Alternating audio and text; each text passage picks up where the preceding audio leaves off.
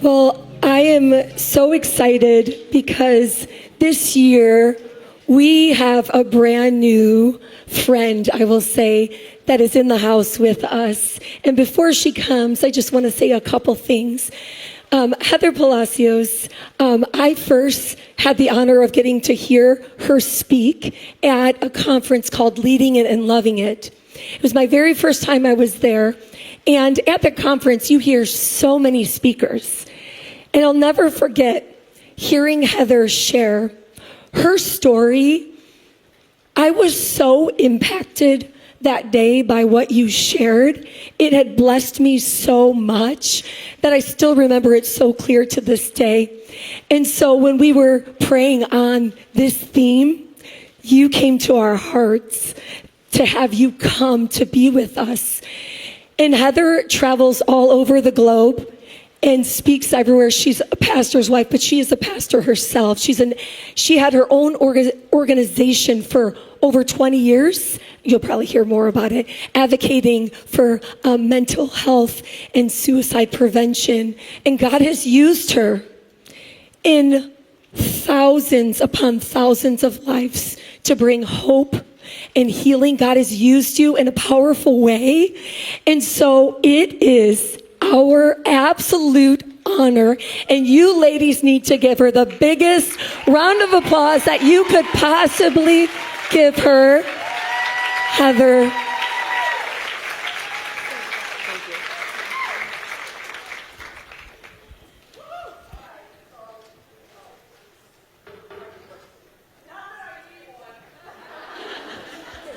Okay.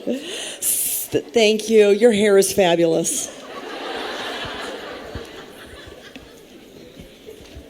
All right. Hi, everybody. Thank you for having me. I'm not used to teaching on a circle, so if it starts to spin, I might get sick. But Pastor David, this is so epic. A circle-y stage? Bananas. Bananas. I love it. Before we get started with my message is going to be my story. But I want to just say that before my story, in the Bible it says there are friends who stick closer than a brother. And Carrie, Natalie, Becky, Christy, Lisa, Regan, and Shannon, that's literal. And you know why. So thank you. Thank you. I'm going to tell my story in photos. Permission to laugh as we go through the bad hairstyles of my life. The first picture is of me when I was 8 years old. There I am with the feathered hair and the Aquanet hairspray. In 1981, I lived on 254 South College Drive in Bowling Green, Ohio. Was going through a difficult time, barring all the details. I went up into my bedroom one day, got out my butterfly stationery, and wrote a suicide letter. I mailed it to my grandma and my grandpa, and they turned it over to my parents, who called the local church and had somebody come over to the home and pray with me. Next picture. Okay, they're all downhill from here. This is me in 1988. I was 14 years old, going through some very difficult times, barring all the details for the sake of time. I decided that I wanted to take my life. I wrote a suicide letter. I put it on the kitchen counter, went to put my plan in motion when my family came home and threw off my plan for that day. Interesting factoid, though, is during the pandemic when I was bored out of my mind, looking for things to do, I found my 14-year-old suicide letter. And I don't have the courage to read it, but when I speak to students, I usually bring that with me. Last year, my grandma found my 8-year-old suicide letter in her home. And so now I have corroborated, these moments in my life that are so sad with the actual letters. And it just helps, when I travel and speak, I'm able to show people what I'm telling people. Next picture is, okay. Obviously, I'm single here.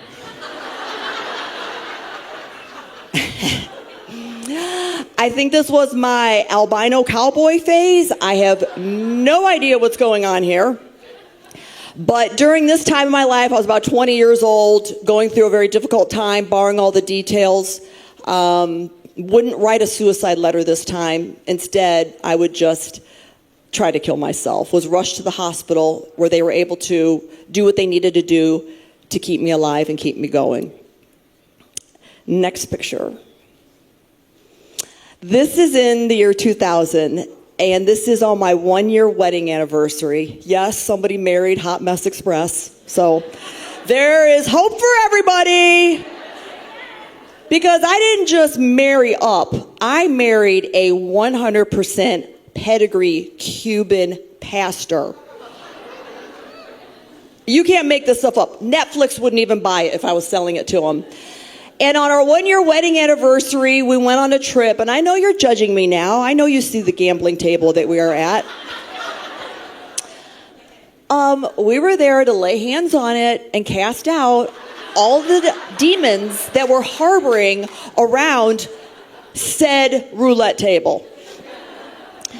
But it was not long after this incident that I would once again on July 30th, 2000, wake up and just recognize that I didn't want to live.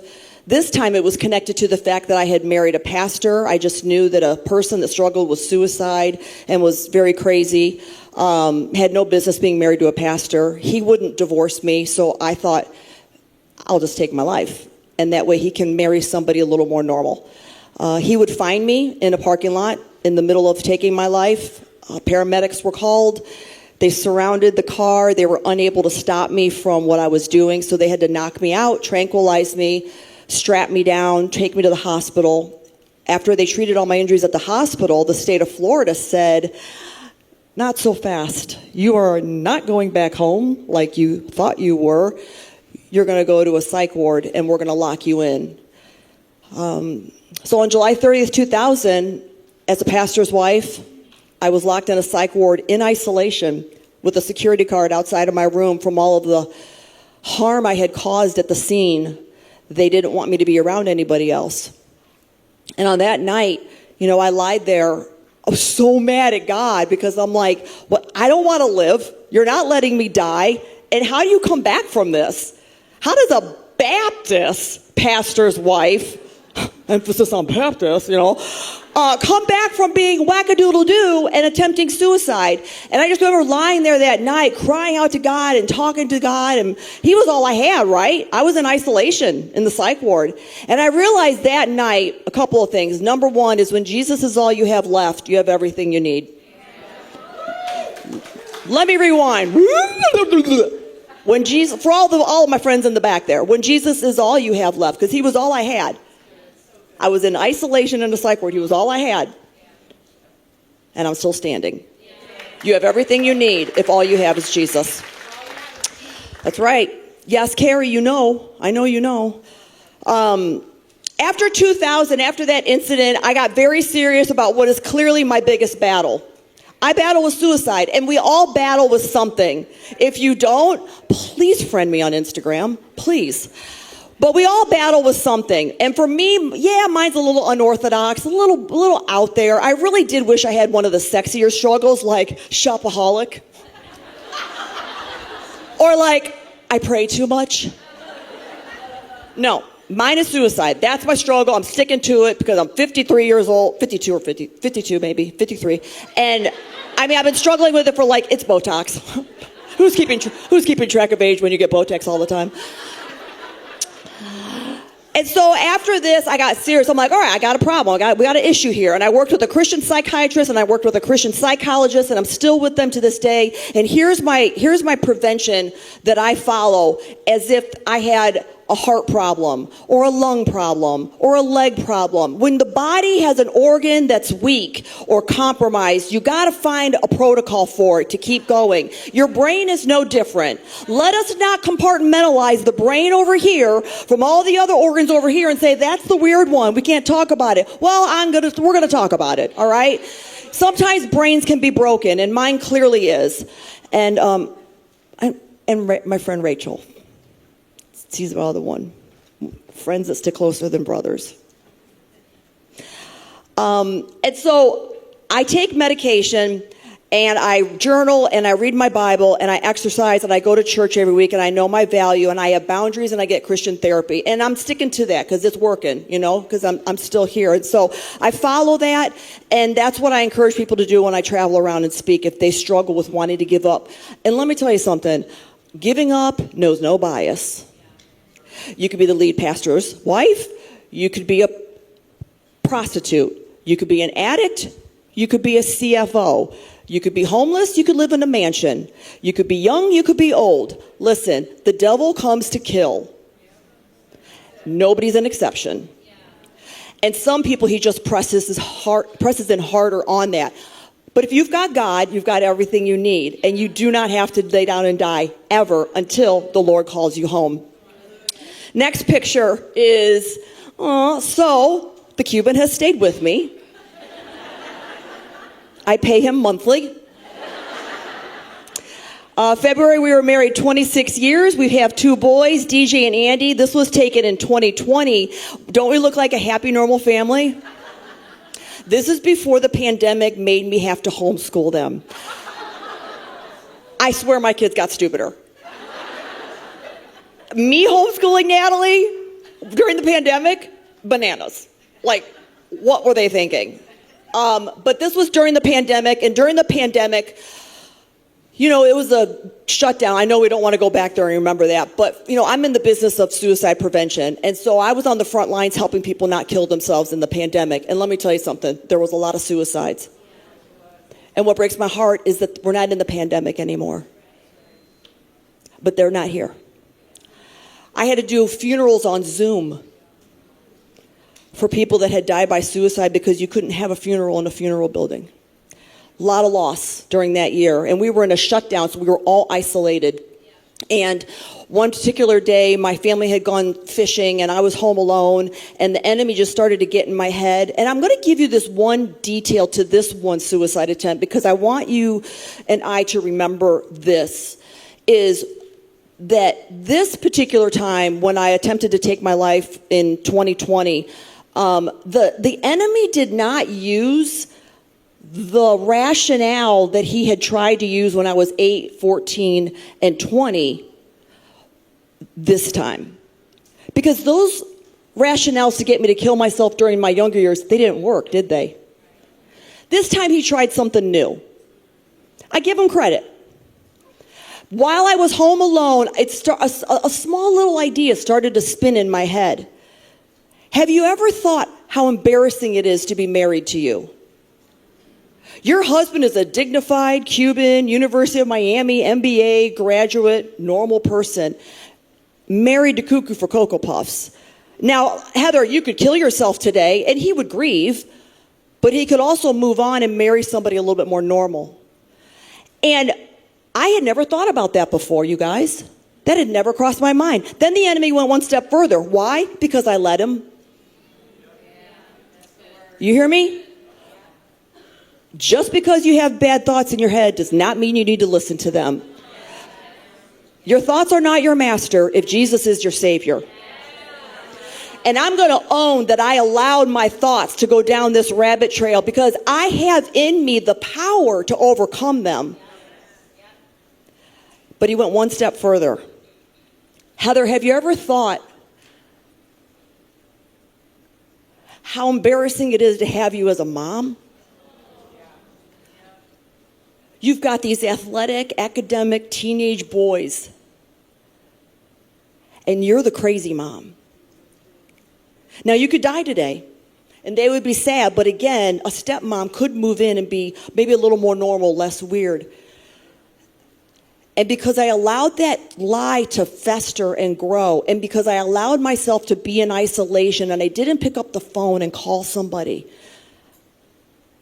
what was a lie became to feel like a truth. That'll kill you. And I took from that sometimes my mind is going to make up its mind to die, but my heart is still living.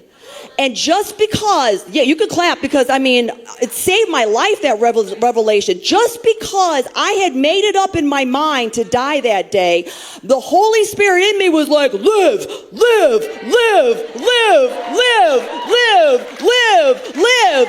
And it was fighting for me. And so if the enemy ever gets in your mind and says, give up, stop, run away, die, overdose, your mind is not your master if Jesus is your Savior. Your spirit will fight for you. He will fight for you. And so he rose up inside my belly and he said, get out of the garage, turn off the car, and call a hotline for suicide prevention. And that is just what I did that day.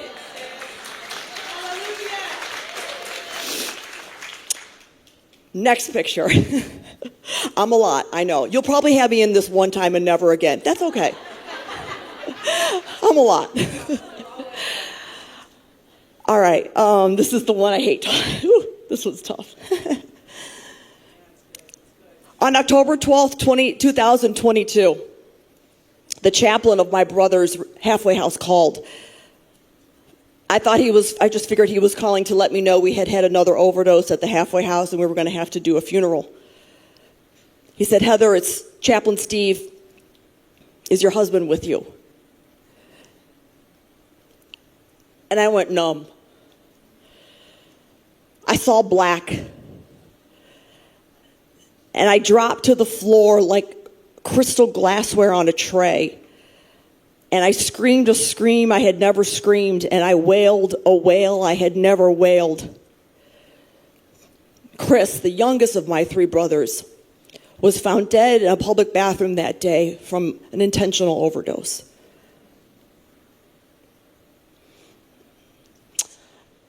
You can probably imagine the heartbreakage and the unrelenting guilt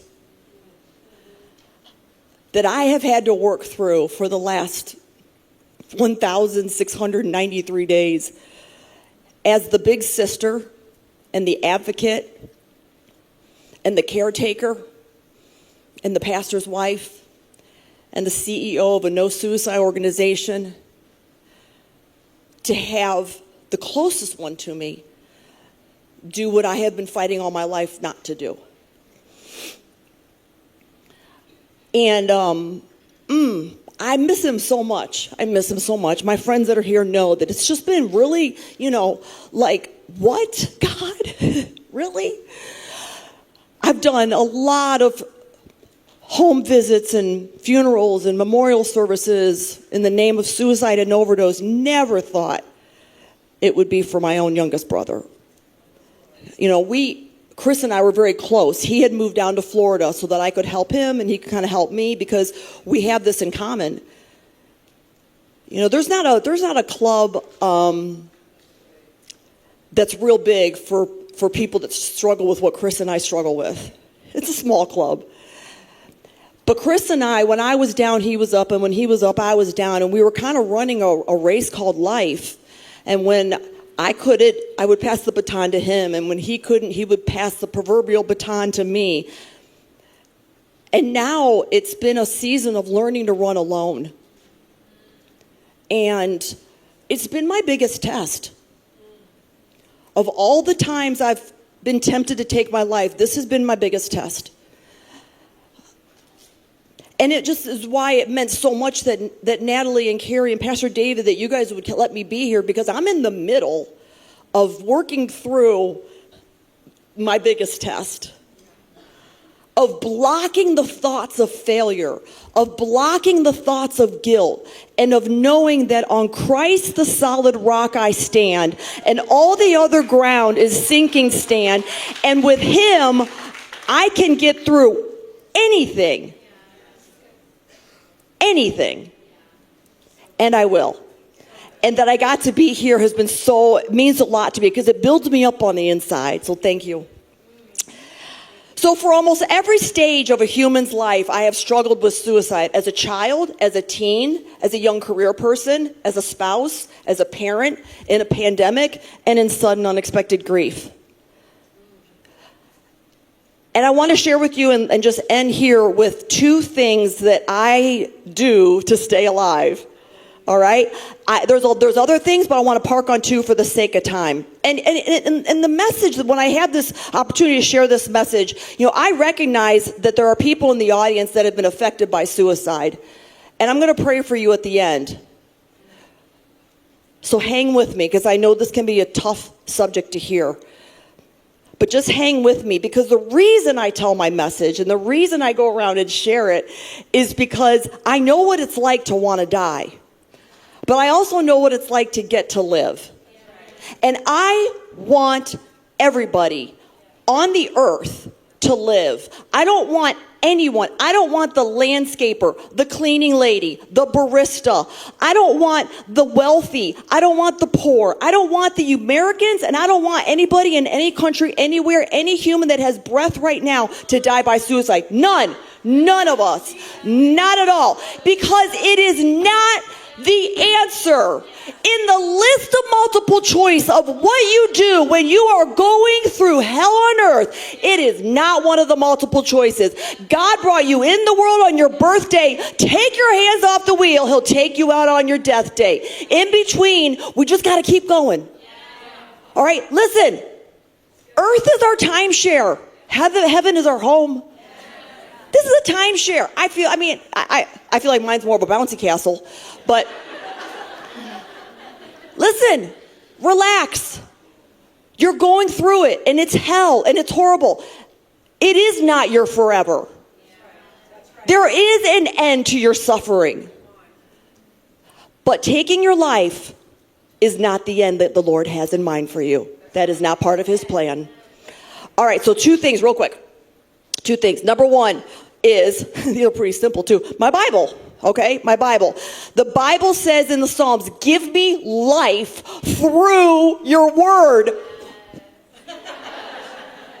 Like, literally says that. So I literally take it literally. I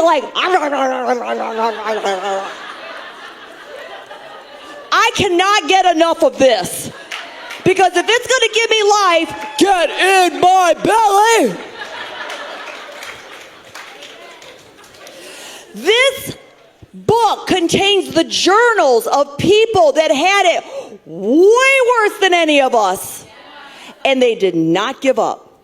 They did not take their life. Let me break it down for you. There was King Nebuchadnezzar. He thought he was a cow. That's a mental illness. That's a serious mental illness. Mary Magdalene, Elijah. Elijah said, take my life, Lord, I've had enough. But he didn't. He said it, but he didn't do it. Jonah, Job, Moses, Jeremiah, David, the demoniac in Mark chapter 5, and Jesus himself. They agonized, they struggled, they suffered, but they didn't give up. They didn't give up. That means so much to me. Because they're my proof, they're my evidence, and they're my encouragement team. I know I can get through all of the seasons of life that I've been tempted to take my life because these guys did. And what do they and me have in common is the Lord. And he's the same Lord. The Lord that Jonah got is the same Lord that Heather's getting. And let me tell you something.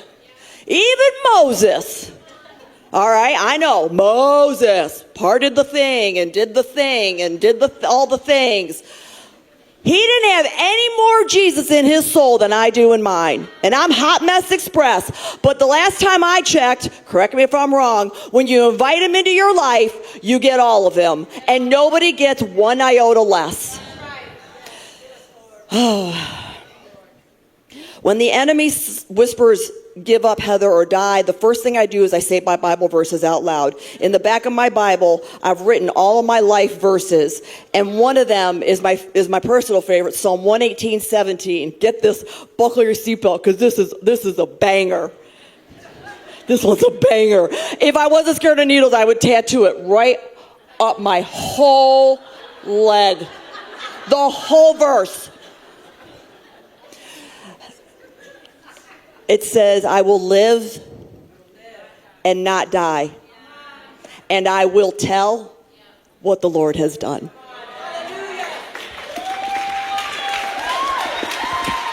That's a verse. That's a verse. Look, I'm going to die someday. Spoiler alert. But I'm not going to die for a lie. I'm not going to, neither are you. Neither are you.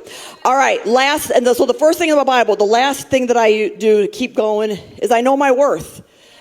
All right, here's the dealio. God, I think of God like that he's got this world's biggest jigsaw puzzle up in heaven. He loves to play with it because it's the biggest. Because his jigsaw puzzle, unlike my little weenie one from Walgreens, thank you, DoorDash, for delivering this to my mom and dad's house, by the way. God's got this jigsaw puzzle box up in heaven, and it is the world's biggest because every piece of his jigsaw puzzle represents every single person he created and gave life to. And it fits together beautifully. It is meticulously put together, and it's huge and glorious, and it makes the best panoramic picture because every piece represents a life that God said, I will give breath to and knit together in their mom's belly. We all are a puzzle piece in God's world's biggest jigsaw puzzle.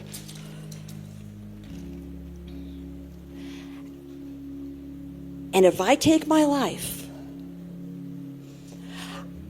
I remove my piece from the masterpiece puzzle that God has made. And God can't go back to the box and find, oh shoot, where's the Heather plan B? Where's the Heather backup piece? No, there's one Heather Michelle Funk Palacios. One person gets one piece. That's it. That's all we need. You're so priceless. You're so valuable. You're so irreplaceable. God made one piece in his jigsaw puzzle for you, and there is not a backup in the box. And guess what else? You can't take Carrie's piece and contort it to fit where Heather's piece was, because then you take away from Carrie's piece. One human gets one piece, and every piece makes the masterpiece.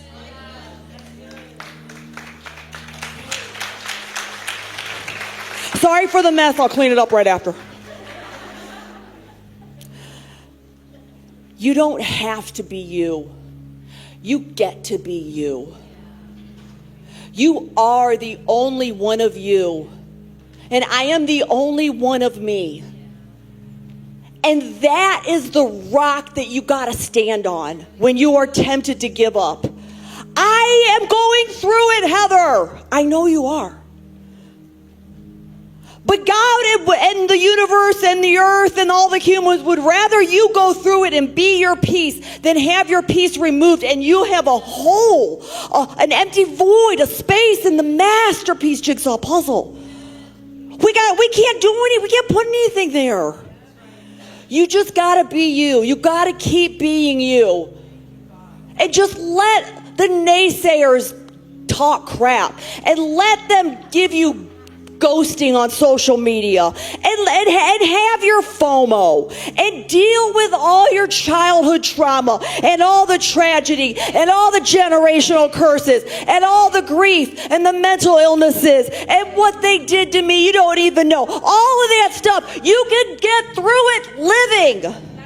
You can still get through it if you're alive. I promise you, I've been through everything in every season of a person's life, and I'm still here. The the devil's gotta be so ticked off. He's like, would you kill yourself already? I won't. I won't. I am going to make it to my finish line, and it is not going to kill me. And you're going to make it to yours. Right now, I just want to land the plane. I know it's been a lot. Everybody's going to need like a Prozac afterward. They should put, you know what? Honestly, you guys should put those in bowls in the bathrooms when I speak. Just kind of give everybody a, or one of those like heart calming pills. I do just want to pray for two kinds of people in the room, and then Natalie will come back up. But I want to pray for you if you have ever felt like giving up. And I want to pray for you if you have lost somebody that did. And what I'm going to do is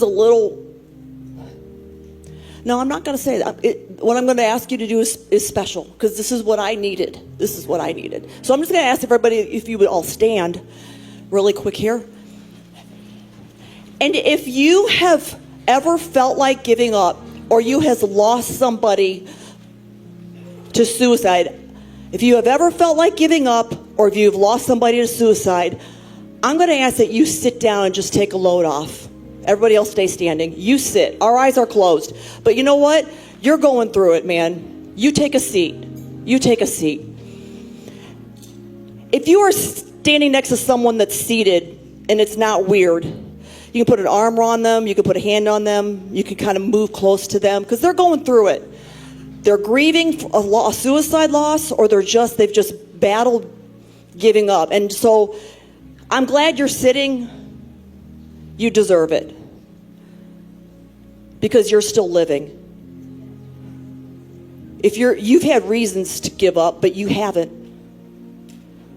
You're hanging on and you're still here. And heaven stands to its feet in attention and looks down on you now, seated in the chair. And they roar with applause. And they jump up and down on victory because the enemy didn't get another one. Father, I pray for the people in this room that have lost someone to suicide. It is a grief that is in its own category. It leaves more questions than answers, and it leaves hundreds of people in its wake. And I pray that you would draw near to these broken hearts, and you would just ease the questions in their soul. And you would put the broken pieces of their heart back together by your gentle, meticulous hand, as long as it takes. Lord, I also pray for anybody that has been at the precipice of, do I live or do I die? Do I go or do I stop? Do I give in or do I go on? And I pray right now that they would feel emboldened in their bellies, that they would feel a quakening in their belly, a rising up, that even though on the outside it's falling apart, that rock on them on the inside is going nowhere, because it is you, and you will never leave them, and you will always be with them, and you will always help them get through what they're going through, because there is more to them than what was taken from them, and you are going to restore to them every bit of it. Thank you for this church, and thank you for this day. Amen. Thanks, guys.